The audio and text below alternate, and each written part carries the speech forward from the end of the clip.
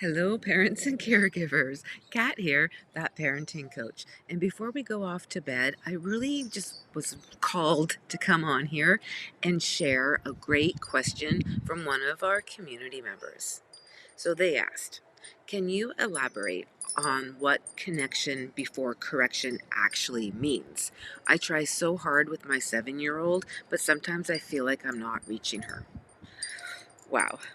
First of all, I just want to say a huge thank you for asking that. In fact, your question has inspired this entire video because I know a lot of parents are wondering the exact same thing. So, let's talk about it.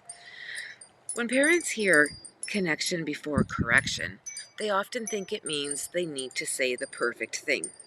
Like there's some magical sentence that's suddenly gonna make their child cooperate. But connection isn't really about the perfect word. It's about helping your child feel seen, safe, and understood before we try to teach, correct, or problem solve, or even discipline. So, kind of think of it this way. If you come home from work after having an absolutely terrible day and someone immediately started telling you everything you did wrong, would you be open to hearing it?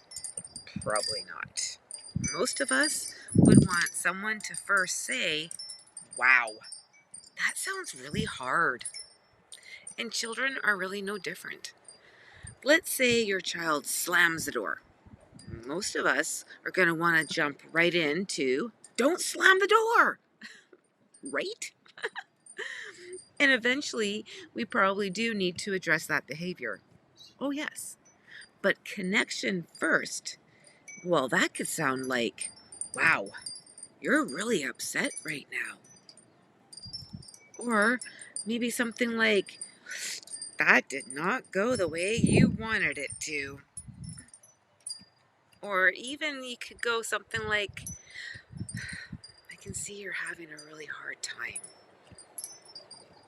Just notice something though. We're not saying that the behavior is okay, because it really isn't. And we're not giving permission to do that. We're just simply acknowledging that what's happening underneath the behavior, yeah.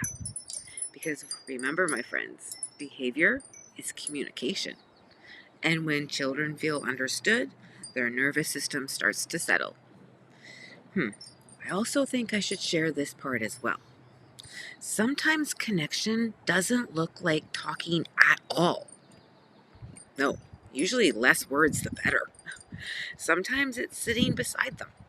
Sometimes it's just lowering your voice. Sometimes it's getting down to their level. And sometimes it's simply staying calm when they are struggling. And if you're listening to this, perhaps kind of just thinking, but I do all that and it still doesn't seem to work. Fair. But please just hear me out. Because that does not mean you're failing, my friend. Not at all.